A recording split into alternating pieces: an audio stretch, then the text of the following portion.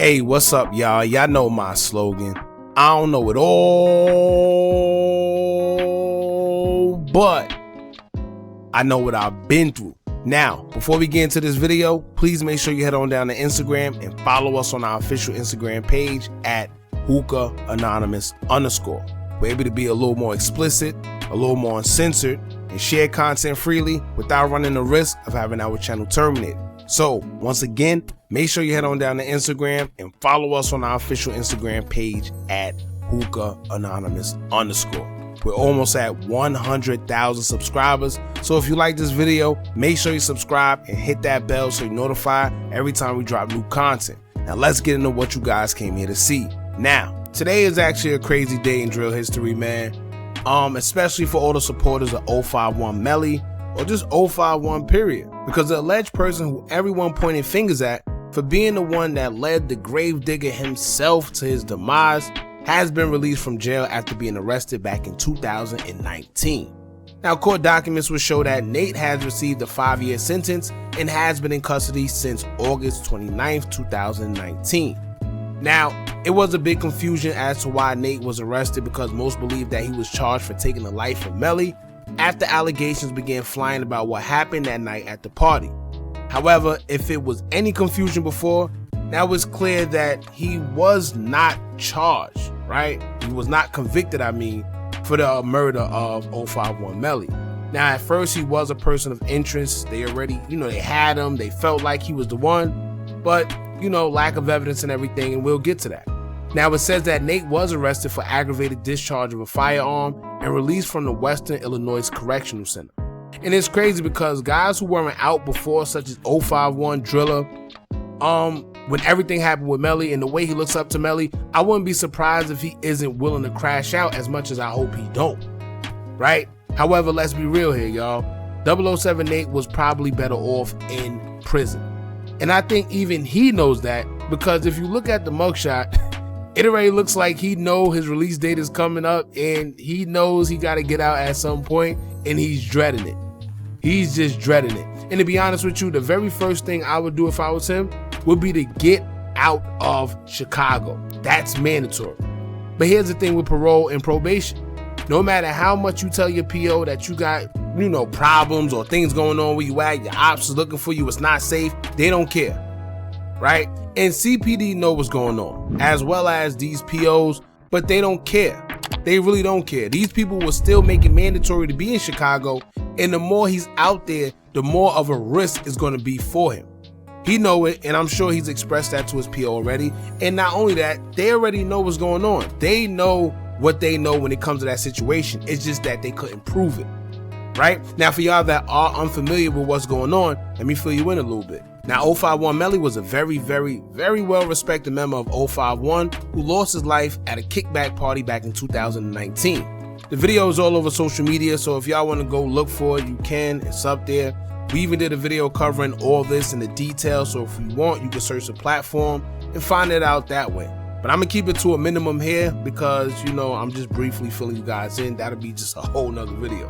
Now, although everything happened at the party and people who were there closely seen who did what, despite that, no one would come forward and testify.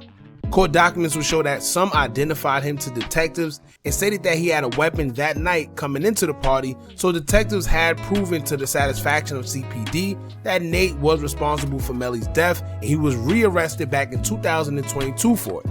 Although Nate would be charged for it, the Cook County State's Attorney's Office refused to prosecute Nate because they determined that they could not meet the burden of proof beyond reasonable doubt in the trial setting without witness cooperation and no statements by Nate himself. Therefore, the case was closed. Now, in layman terms, for y'all that's like, stop all the fancy talk, Nate was originally the suspect for it, but due to lack of evidence and proof, whether the police felt or knew he did it or not, without proper proof, they weren't able to convict him and charge him for it, right? The only thing they can charge him for is having a weapon, even though it traces back to being the same weapon used in the death of Melly. Which is kind of crazy to me, but I guess it's due to their gun laws out there, because I know in most cases, if they can't find a suspect in someone's death and they arrest you with the same weapon used to unalive the person, then usually they'll just charge you for it, or try as much as they can to. I don't know if he just had a good lawyer or something, but it seems like Nate actually dodged a bullet, because like I said, if you have or you're in possession of the same weapon that's used to unalive somebody, at the end of the day, possession is 9/10 of the law. So they usually say, all right, well, you got the weapon, so you did it.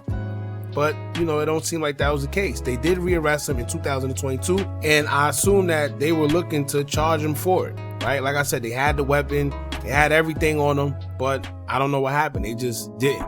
And it says a lot about Chicago, because let's be real here, right? All signs point back. You know, I don't wish jail or death on nobody. It's just bugged out to me, because like I said, this could happen to anybody. It could happen to you, it could happen to me, it could happen to a family member, somebody. But at the end of the day, the man was caught with the weapon that did it, right? That they say traced back to Melly. He was caught 2 days later and was pointed out by witnesses. Like, that's mind-boggling to me, to be pointed out by a witness and have the weapon and still not charged. Like, what more evidence did they need?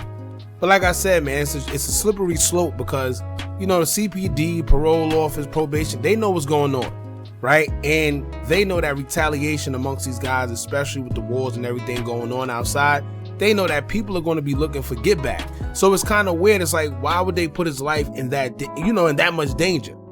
I would hope that they're allowing him to move somewhere else discreetly. I know it probably go against their guidelines. We've seen that with somebody else, I believe Ide or whoever it was, that had to come back to Chicago because they was on probation.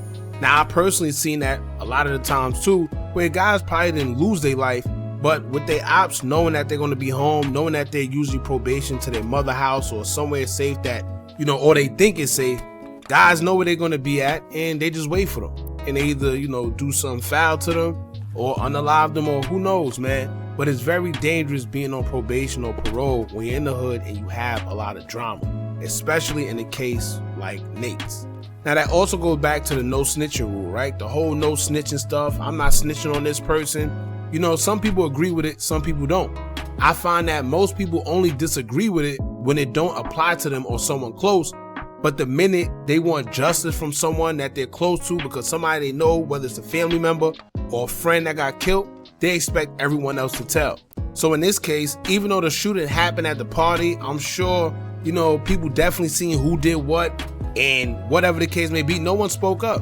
Keep in mind that there were witnesses who even pointed him out, but I guess when it came to write a statement or agree to testify and go the limit, you know, go the distance with everything, they backed out and they didn't want to do that. You know, they had enough in them to identify him, but they didn't want to go and take the stand. I guess they didn't want to look like a snitch or whatever. Who knows? But here we are. Now, like I said earlier, man, Nate better get to the nearest bus station possible. I would say airport, but I know they're not going to allow them to fly. But he better keep it very low profile, man. No hanging outside. Don't even go outside unless you like really, really need to. And even your friends who you think are your friends, don't trust them neither. You know, you don't know who's who. You can't afford to trust nobody at this point, because you don't know who's ready to do anything to you. You've been going for a little minute now. You don't know how things change, how the hood changed. Who knows? But like I said, and it's not about being scared, right? Because a lot of people like to correlate scaredness with being smart or just having common sense. If he don't need to be outside, I don't think he should be outside at all. You know, no unnecessary store runs, none of that. Because they're going to be waiting for him. I mark my words. So like I said, I hope everything pans out, man. His ops definitely been waiting for this day to come, and I guess we're just gonna have to see.